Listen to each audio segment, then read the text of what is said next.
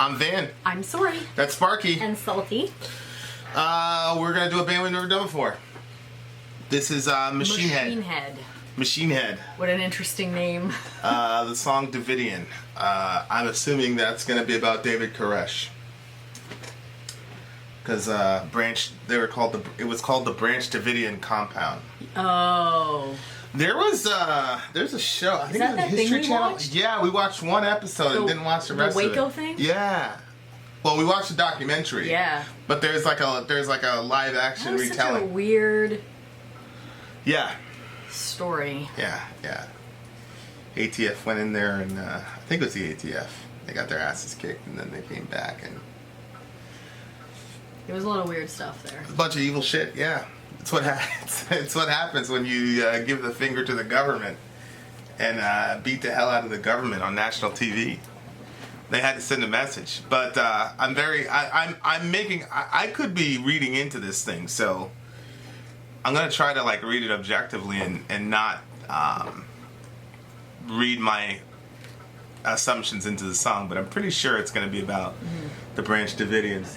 That whole situation is scarred into my brain because that whole shit was going down around my birthday. Oh, really? Yeah. I think wow.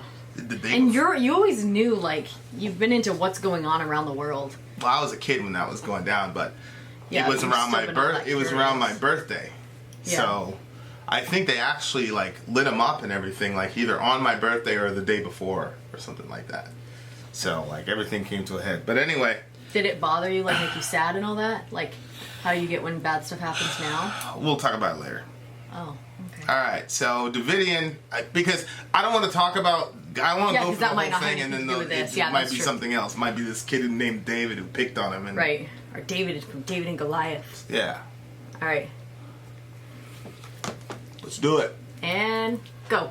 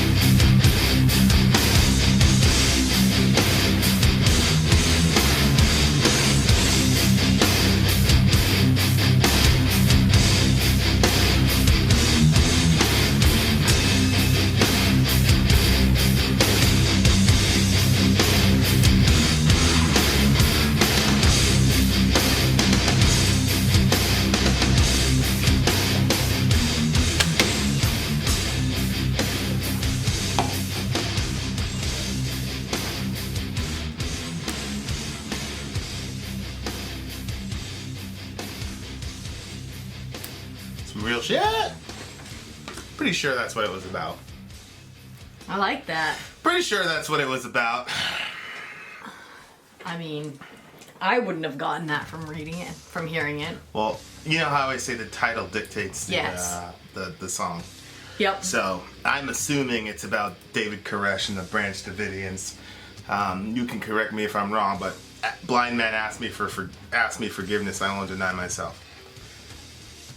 Because David Koresh was saying that he was the Christ. Yeah. So people were coming to him for, you know, forgiveness and all this shit. Like, that's how he started his cult, was he convinced all these people that he was the Christ. He wore glasses, right? Yeah. You know what? I totally remember. Now that you say we were kids when this was going on. Yeah. Like, how old? 9, 10? Yes. I actually think I remember his picture was in the newspaper. Yeah. And my dad was of course, I didn't know what was going on. I remember him calling us over and saying, hey, this guy thinks he's Jesus Christ. What do you guys think about that? And my sister goes, why is he wearing glasses then? And we were all like... Your sister's so smart, though. And I remember we were all like, busted out laughing because, of course, you know, she was a kid. Like, yeah, wait a minute. Why don't you heal your own eyeballs? Why are you wearing glasses, sir?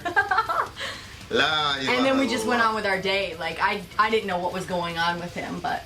Yeah. But now I remember seeing his picture now that you said it.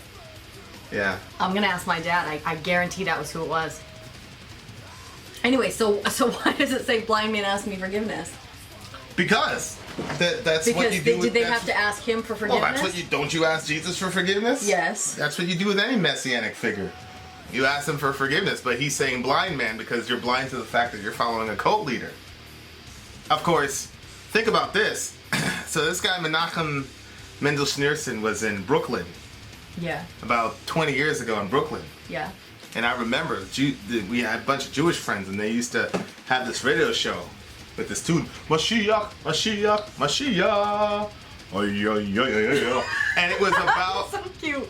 But it was serious. It was about Menachem and Schneerson. I'm like, he's from Brooklyn. How could you say the Messiah's from Brooklyn? Right. Like, how could you follow this guy? Like, what's wrong with you? And then you got this guy, like, he's a skinny guy with glasses. So it's like, you know, what's interesting is in John chapter 2, right? Yeah. Andrew goes up to Nathaniel and says, hey, we found the Messiah. Mm-hmm. And he goes, yeah? Where did you find him? Nazareth. And he goes, Nazareth. Nothing good comes out of Nazareth. And the guy goes, are you serious? This is in the Bible. The guy goes, are you fucking serious? And that's my He translation. doesn't say fucking don't let him deceive you. He said, are you serious? Nazareth? Like, that's your guy? Your guy comes from, because Nazareth was basically the back, you know. Yeah.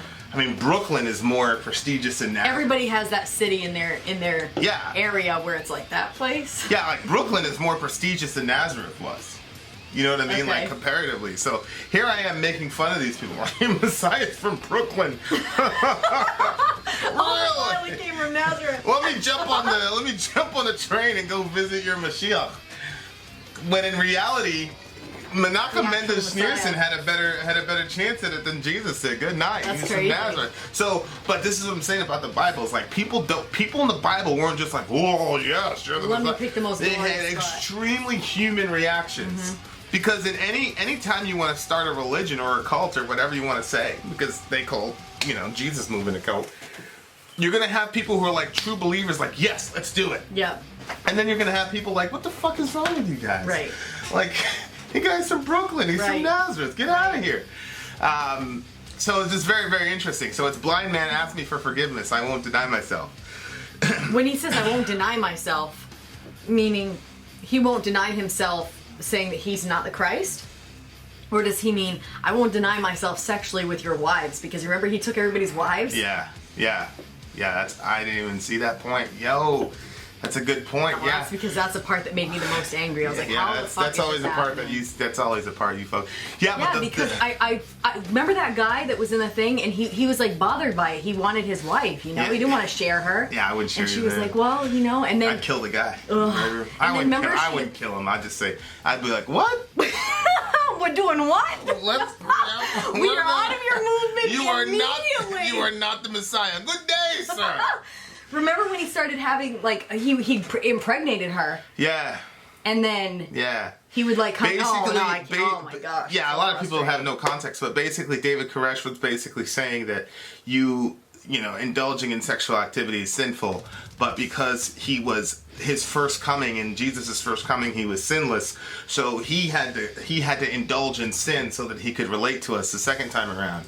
So he was like, I have to sin with all of your wives and all that shit. So like, he wouldn't deny himself anything, but he was making all of his followers like deny themselves and shit. But he wasn't doing it, but he was taking a hit for the team. Yeah. He was doing it for us. Oh wow. You know. What a great guy. Yeah. Wow. Very convenient. I was just gonna say, what a convenient sacrifice the man is making. Very convenient arrangement. Shout out to the big home. So the actual husbands have to deal with all of her mood swings and stuff, but this guy here is gonna. Nope. That's so wild.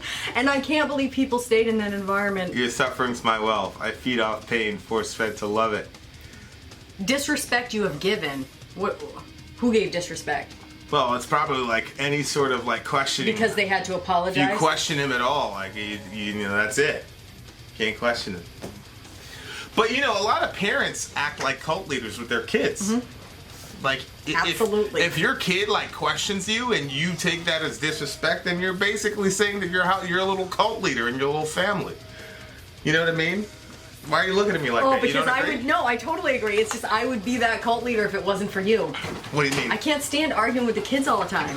Well, it's not necessarily. Again. It's not arguing, but Again. you have to justify your position. Yeah, I know, but they always have a justification for why they do anything. Well, yeah, their justifications are really usually pretty stupid, but those are pretty easy to. Those are pretty easy to parse. Yeah, but they argue them so passionately. Yeah. I'm like, take your passion. Let freedom ring with a shotgun blast. Woo-wee!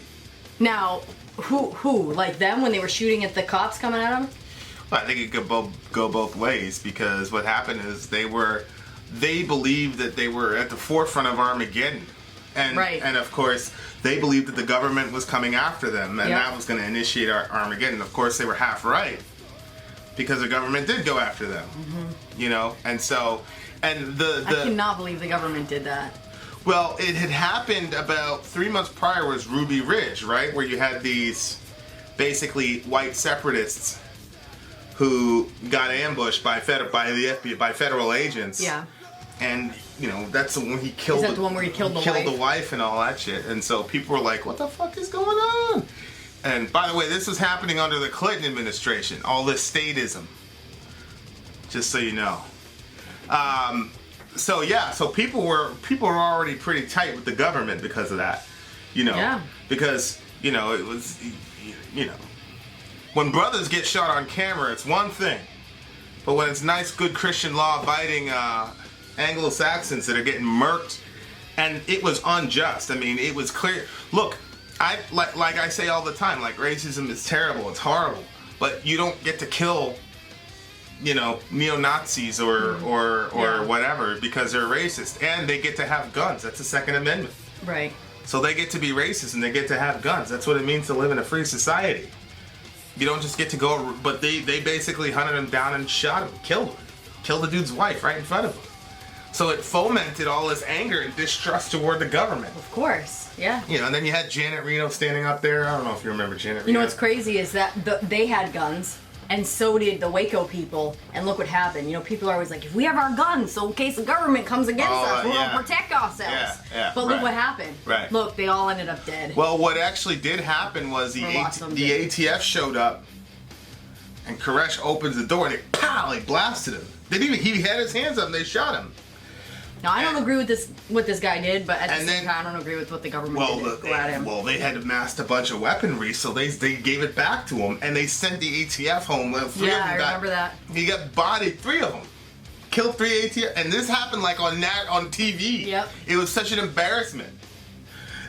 So their pride. Of course.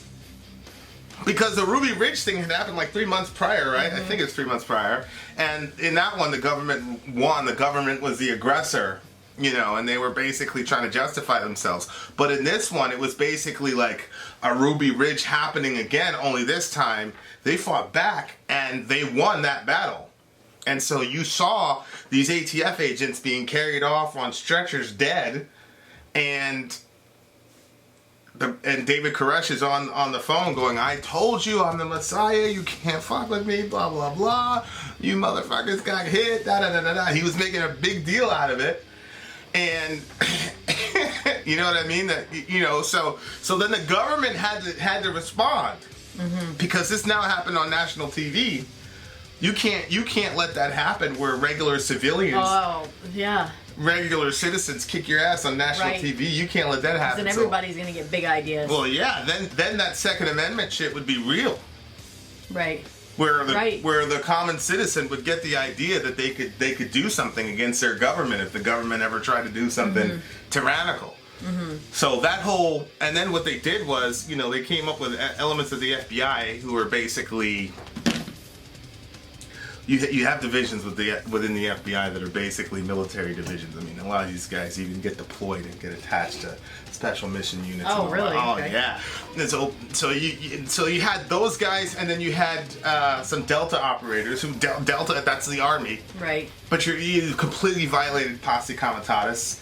Which is basically You're not supposed to shoot at civilians. Well, you can't use the military against civilians. Why did they do it? You got to declare. I forgot what it was. Huh? Why'd they do it then? Well, Delta operators are kind of like, you know, you can make them black opera. You can dress them up in anything, and oh yeah, he's in the FBI. Yeah, sure.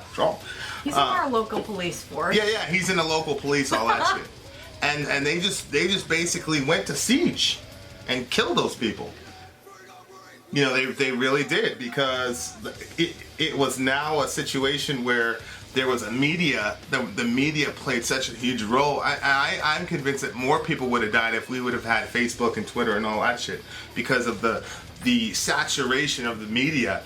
The American government had to send a message. Wow. That's my opinion. Why can't they just, you know, I don't know much about weapons and all that, but I mean, was there windows? Couldn't they have just shot some, I don't know, tear gas in there or something to make everybody go to sleep? Well, it was a compound, and they had gas masks. Oh, because they did try to tear gas them out, but they had gas masks, and they had been practicing for this shit because David Koresh had prophesied that this was going to happen. Then when it did happen, they're like, shit, he's really a prophet. Right. So it played right into the narrative. Wow. Yeah. Okay. Yeah. You were gonna say something about some woman. Then I asked you another question. I don't know. I'll figure it out later. Burn my fist to the concrete. My fear is my strength. What? Power Burn rage. my fist to the concrete. Well, they firebombed the place. Burn my fist to the concrete. So your fist is what's happening when you're fighting. Yeah. And then they firebombed the compound. So it just brought everything down to nothing. Yeah, but you're basically, it's a combination of the fire and the fighting is what I'm looking at, which is my fears and my strength. Yeah. Power rage unbound because been pounded by the streets. Cyanide blood burns down the skyline. Yikes. Cyanide blood. Cyanide again. Cyanide is poison, but remember they were trying to gas them and stuff like that. Yeah. So cyanide blood burns down the skyline. So you had they did try to gas them. There was obviously bloodshed, and they set fire to the place. And so, smart. Hatred is purity. The bullet connects at last. Let freedom ring with a shotgun blast. Now this is interesting. That was a line. Yeah, that was like a really big thing for you. Why was that such a huge line to you? Because that's oftentimes how we believe that freedom is won, but ultimately freedom is not won by a shotgun blast. Freedom is won by a death, but it was the death of Christ. So it was just crazy to hear, like, okay, because they didn't get their freedom. You know, they got killed, and some people made it out of that situation alive, but very, I'm sure, traumatized by the event. So to me, it's dishonest to say that's what happened. But I can see how you would feel that way. But it was just weird to hear "Let freedom ring with a shotgun blast." It was just such a bizarre. I don't know why it was so. Well, I mean, America's built on this. So I know America is built on that. And you can't say that you can't achieve freedom with violence. I'm saying ultimately, because we've had a bloody nation, and the things that we're doing now. Every nation's bloody. Yeah. But that's what it is. It breeds more bloody. Yeah. Until we decide to love our neighbor. Swords into plowshares. We're not in that era yet, Missy. Nope. But what's interesting is that the first time that it's used, you could say, okay, that's on the side of the Branch Davidians, and then the second time it's used, you could say that's on the side of the government. Because both of them, their solution was violence with a gun. Yeah. So both sides are saying that. Let freedom ring with a shotgun blast. They were trying to say that these people were being held against their will. They weren't being held against their will. Well... They weren't. What do you mean? I guess not Who's being held against their will? technically, but when you heard those people talking and the things that they were saying, like, I think that some of them were kind of like... it wasn't like being like a hostage, but like... There's religious environments that people get themselves trapped into where they believe that salvation is only within that church. And so even though they feel concerned about something or uncomfortable with something, they stay and they allow certain things to happen because their soul is seeking salvation. Well, yeah, but there's lots of institutions, secular or religious, that the same thing is true. Yeah. So, no, when I say held against your will, I mean it in the... What the heck is that? The kid's iPad is in here. Serious? Yeah, right there. Why did she set it at 6 o'clock? I don't know. No, when I'm talking about held against their will, I'm talking about in the technical sense where the narrative was that these people were hostages. They were not hostages. Yeah, no, they weren't hostages. The government is holding people hostage in the prison system. Yeah. Our jacked up prison system where, you get caught with X amount of grams of weed, you're going to jail for X years or whatever. That's, it's like, it's just this strange, situation where if the government does something, it automatically is legitimized. But if a smaller institution or group No, I agree with you. It's not legitimate. I question, the government system, but yeah, most people don't. And for the majority of my life, I didn't really question it. It's just kind of like a recent development where I'm like, this is kind of weird. Like, some things that are illegal, I don't completely understand why the government cares. Like, some of them, I agree, like, people shouldn't do certain things. But I don't understand why the government or how cares. far they exist. So it's scarred, and then it says scarred, pour salt in the wound, and then the last word is unscarred. Yeah. I think that's pretty brilliant. What does it mean? Because why do people put salt in the wound? To heal it? To heal it, right? Yeah. So the last word is unscarred. The last word is unscarred. It's basically... We're so exposed to this shit, and we saw all these people get killed on camera, and that shit has scarred us for life. Mm-hmm. But everybody moved on. Like most of us. The only thing that we saw on camera that has pretty much wrecked the American psyche was 9/11. Mm-hmm. And the reason for that was everybody was like, that can happen to me. Yeah, that's what it was. It was the fear for their own personal... Whereas most people are like, I'm not going to join some crazy cult where some guy says he's Jesus. Right. So that's not going to happen to me. Right. And like people were making fun of it. It was on Saturday night because this was like an extended siege. Like nobody made fun of it after they died, bless God. But it was like an extended thing, and none of us really knew how serious it was going to be until they bodied those ATF agents, and then it was like, oh shit. Yeah. Now I remember my mom saying, they're gonna get it now.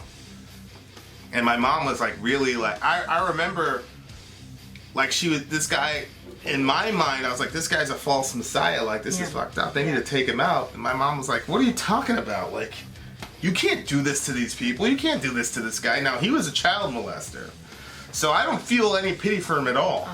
But the way that the government went about it was wrong. It was they killed a bunch of kids. That's funny because your mindset at that point, and then your mom's reaction to it. You remember that time that we were doing that radio show, and I was talking about the whole like punch a Nazi thing. Oh yeah. On? And I was like, I was like, fuck yeah, they should worry about that. Like, you remember that? Like, if you're gonna go around and you're gonna put out, like, hate stuff, like, you should expect to get punched in the face. And you were like, what is wrong with you? Like, people can't have freedom of speech. And, like, obviously, as the discussion progressed, I was like, yeah, that's crazy. You can't punch a Nazi. Don't do that. Freedom of speech and freedom of religion until it contradicts my worldview. Then, motherfuckers have to die. But it's interesting to hear that story because you were thinking the same way till your mom was like, what? You can't do that. Oh, yeah. The whole time I was like, this guy, screw this guy. Yeah. And my mom was like, well, he's not the Messiah, but we can't go in there and kill all these people. Mm-hmm. The hell is wrong with you? Seriously. Happy birthday to me. Good Lord. It was like, pretty sure it was like the day before, the day after my birthday. That's ridiculous. Yeah, really evil. Our government has done some fucked up shit. Now we're on TV, so like, now you're seeing this shit. Like, they're killing people. Firebomb people. It's insane. It's absolutely insane. And the crazy thing to me is like, and of course some of this is armchair quarterbacking, but he predicted that you were going to go in there and do this shit. So it galvanized everybody that was in his little circle. Of course it did. Yeah. That's the reason I leave people alone. That's why I don't say shit to people when a lot of times I'm in conflict with them. Because people will intentionally provoke a situation and say, oh, this is how people are going to react. So then if you react to even defend yourself, they'll go, see, I told you you'd do that. So it becomes like this self-fulfilling prophecy. That's why when like people mess with me and like try to poke me in the eye over serious shit, like I just go on radio silence. I don't give them anything. Because you're better than me. Yeah, the minute you do that, people be like, ah. But it's a really interesting idea. It's true, you never win. Yeah. Because every time you say something, you're like, they say something back, you're like, I shouldn't. What was the point? Said that shit. What was the point? And now you're stuck in this back and forth stupidity that you never even wanted to be a part of in the first place. People never learn. I mean, look at this. So some of these people died because of just plain ego. Right. Yeah. Yeah. We're not going to let these people kill us on camera and get away with it. Mm-hmm. So a lot of this was ego, like. Well, the other thing too is, you remember that story in the Bible of Queen Vashti, and like the king was having like some big feast, and he called to have her brought before him, and she said no. And then all the advisors, like all the guys got together and they're like, this isn't good. Now all the women, they're going to see that the queen did this, so now all of a sudden they're going to start doing it. Right. So they were like, you're going to have to kick her out of the kingdom, so that way all the other women know, they're not supposed to do that. So it was like a way to keep as a way to a certain level of order, and I'm sure that was part of it. Like I'm thinking part of it, but also the whole, if other people see this, they're gonna think that they can do that. Yeah, but I still think it's crazy, but it's very interesting, like taking an outsider's view and saying, how could you follow this cult? How could you believe that this guy's a Messiah? and then being like, when you read how people reacted to Jesus, like, what if they thought he was gonna rise from the dead? Well, he said, to me as a kid reading Jesus, oh, of course it's Jesus. Yeah. But it's like, well, let's say you were around back then, and this dude, he didn't start preaching till he was 30. So this dude that you knew the whole time, one out of, a million Jews or whatever, and now all of a sudden he's God in the flesh. Yeah, but I feel like I would have been like, get out of here. He never did anything. Did you ever see him do anything wrong? You know what I'm saying? Like, those are the people you resent. Melt down. Yeah. Those are the people you resent. Those aren't the people that you love. That's true. Yeah, but they loved him because he got invited to that party. Well, the sinful people loved him, but the religious people didn't. Oh, yeah, that's true. And he was enrolling with the sinful people at the time. Religious people. I'll tell you something. Religious people hate us right now. I'll tell you something. There's nothing that religious people hate more than someone who is genuinely righteous. Because the majority, because people go, oh, you're Mr. Holier than thou. Oh, well, this is the actual situation where somebody was actually holier than you. Yes, I am holier than thou, actually. Right. It doesn't get any holier than Jesus. Hello. So, like, I completely understand. Like, to me, it's a miracle that anybody got out of the first century being a Christian.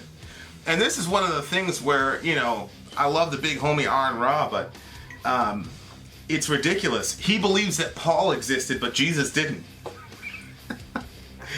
He thinks Paul invented Christianity. Why the fuck do you believe that Paul is an actual person, but Jesus isn't? Okay. It's him. Look, How many Branch Davidians do you know There's of more today? proof of the existence of Jesus than there is for Paul. This Outside of Christian... belief and unbelief has very little to do with cognition and a lot to do with volition. I mean, that's a fact. Say that. So cognition is just your mind. Like people like pretend, oh, I just can't be convinced. But really, belief or unbelief has to do with an act of the will. You don't want to be convinced. Oh. But, you know, because if you think of how many Branch Davidians have you seen today, or how many followers of Menachem Mendel Schneerson, I'm probably introduced him to the majority of you. All 29,000 of you didn't know who he was. What about Shimon Bar Kokhba? Shimon Bar Kokhba was a Messianic guy after Jesus. And he claimed to be the Messiah. Is he the one that a bunch of people got killed? Oh, yeah. Yeah. He claimed to be the Messiah. And then he had a gathering, he had a following. They actually printed out coins with his name and likeness on it because he was going to rule the world. And he had the biggest rabbi at the time. Actually, Bar Kokhba wasn't really his name. Bar Kokhba meant son of the star because there was a prophecy in Numbers that basically called the Messiah a star. So Shimon Bar Kokhba was actually his Bar Kokhba was his nickname that the top rabbi at the time gave him because the top rabbi believed in his messianic credentials. They printed money with this guy's image on it. Then the Romans came in there and fucked them all, killed them all. End of his movement. Nobody knows who he is. Yeah. But somehow Jesus of Nazareth. We all know his 2 story. billion years. 2 billion years. This didn't happen in our area either. 2,000 years later, we're still trucking, and you want me to believe that now it's a mythical situation. You want me to believe that he was an actual historian? Well, that's ridiculous. Even like I said in the debate, even Bart Ehrman and all these other people laugh at the idea that Jesus didn't exist. And these are people who are completely skeptical about the Bible. As a matter of fact, Ehrman made millions of dollars off of trying to discrediting the Bible and discrediting saying that the Jesus New Testament. didn't exist, that to me personally, I just think that that's crazy. Dumb. To say that he existed, but I don't believe he is who he says he is. Makes a ton of to me, sense. that makes more sense. Like that, I'm like, okay, I can see where you're going with Yeah, that, but don't say he didn't exist. But we've seen movements where people have tried to claim to be the specific Messiah found in the Bible, Right. and the movement dies with the people. Right. Exactly. Never explodes. Right. After the death of the person. It explodes prior to because there's all this messianic fervor. Yes. But then the minute the guy dies, that's it. It's over. Jesus, it went the opposite. He had a relatively small group of people. And a smaller group of people around him at his crucifixion. And then for some strange reason, What do you know? he went from like 5 people around the cross to, 2 billion people now, 2,000 years later. Yeah, and they endured persecution. Well, yeah. Yeah. Nero was friggin' lighting them as candles in Yes. his garden. Yeah, so on the one hand, I look at this and I'm like, how can anybody follow this dude? But then on the other hand, I'm like, okay, now I kind of see why people initially, like me, I think knowing my personality, I would have had to wait it out till the resurrection and like follow Jesus. And then I'd have been like, all right, let's do it. But prior to that, I'd have been like, nah. What? Really? Nah, dude, you're from Nazareth, man. Nah, man. My gosh, you would say it like that too, and you do that laughing. Yeah, I'd have been like, what? I'd Come be like, on, look bro. at all the miracles he's doing. Nah. And listen to the teachings. You know, the thing is... The teachings would have been like, he can't be the guy. Turn the other cheek. Oh, well, yeah, if you were thinking Walk he was the going to extra overthrow mile Rome. walk the extra mile with the Roman officer. But if you sat down- I'm the faux tough guy. Ben, shout out to the big homie. But Nah, if you I were... wouldn't- Yeah, but you know how you'll like... You'll listen to Jordan Peterson and he'll have like very logical explanations for things as far as like...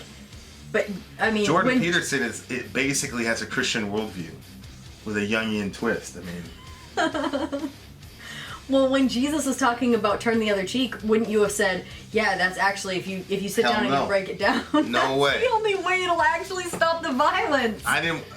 you don't understand the mentality of a person in that situation. You don't want to stop the violence. Well, I know. You just want to be the last violent person. Oh my gosh! I'm just telling you the You're mentality. right, though, I'm sure, yeah.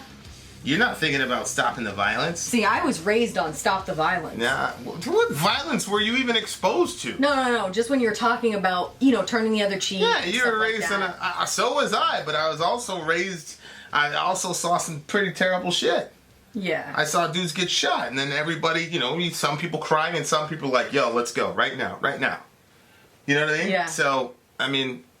Yeah, I wouldn't have crazy? followed Jesus I at was all. taught turn the other cheek, but I think that if there would have. Yeah, but then you were had celebrating the weapons in our 4th of house, July. and if somebody would have broke in, I mean. You're celebrating the bombs bursting in air while you're talking about all Absolutely. that shit. So nobody really. I had so much conviction too. I used to sing it every year to my Of course, family. the bombs bursting and then pow, pow, pow. Turn the other cheek, pow. Yeah, I was just thinking of the bravery of our troops and the sacrifices they did. I wasn't thinking of the bodies that they walked over to. I don't think you would have been a very big fan of Jesus either back in the day.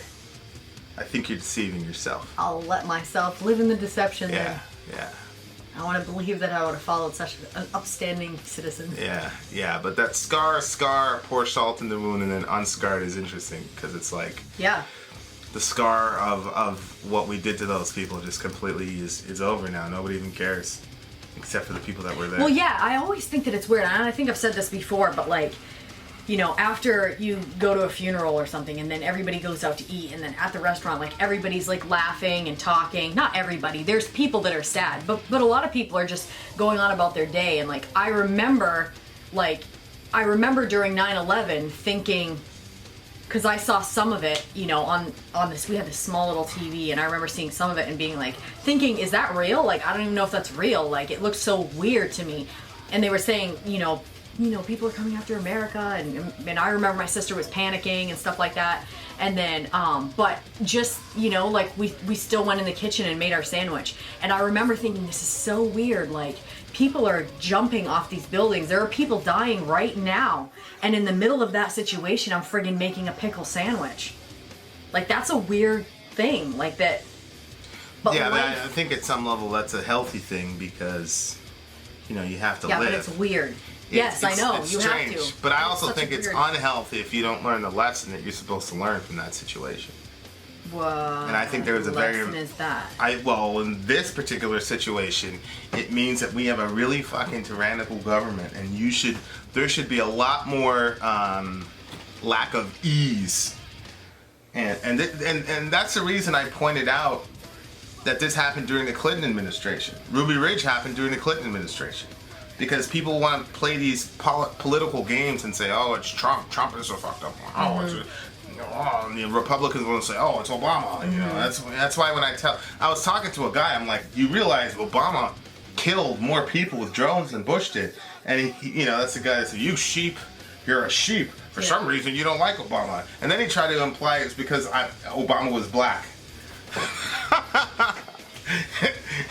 It's like you're missing the point. The point is, we have Republicans and Democrats who have been in office who have done really terrible things, really tyrannical things that have been sending us certain messages for years that basically says, if you step out of this certain box, we will come and fuck you up, including women and children. Like, that's the message of this whole situation. Oh, yeah, for sure. And because people have short memories and they like to play political games and identity politics, like, you missed the point. Like, people who support Trump should understand what the message is of what happened with those kids and how we are treating the sojourner and foreigner. Yep. There's a message there. Yeah. And people who support Obama need to understand, you murdered an American citizen with malice aforethought, a clear mens rea, with no trial. We did that and celebrated it. And then we killed his son 2 weeks later. So what? Like, these people are sending us messages, but because we're so obsessed with our political tribalism, we're completely missing the point. Whoa. Completely. So, like, on the one hand, like, you have to make the pickle sandwich and move on with your life. But on the other hand, you have to be like, whoa, you motherfuckers are really evil. Like, you gotta understand, like, wake the hell up. This is evil shit that we're doing to people. But, anyway. And honestly, the last thing I'll say, if it wasn't for Ruby Ridge previous to that, he wouldn't have been able to recruit all those people. Because he was either way, he would have been able to recruit some. But he was using Ruby Ridge as sort of like this marker of, hey, this is the government, Armageddon's coming, blah, blah, blah, blah, blah. And definitely, without the Bible, he wouldn't have been able to do that. You have to say that. Right. And sure, the Bible misinterpreted, sure, but it was still the Bible. And it was still a certain type of, there's a very specific type of theology that makes stuff like that run. Yes. You know what I mean? And we don't agree with that theology, but there's a certain type of like end times, destructionist sort of, you know, very crazy idea of theology that is necessary. And there's certain social conditions that have to conspire together to create these types of situations. And what I'm saying is everybody has to learn from those situations. So the people that like hold to that theology and use the Bible that way, that's why people were telling me, like doing the Aaron Roth thing, they're like, oh, stop going into the details. Aaron Roth was quoting all this stuff out of context and all this shit, and I would correct him, and they're like, oh, you're going too much into the details. Who cares about the details? The devil is in the details. Yeah. But like everybody, like, and that's the thing, is like I don't feel like anybody really took the lessons that they needed to learn.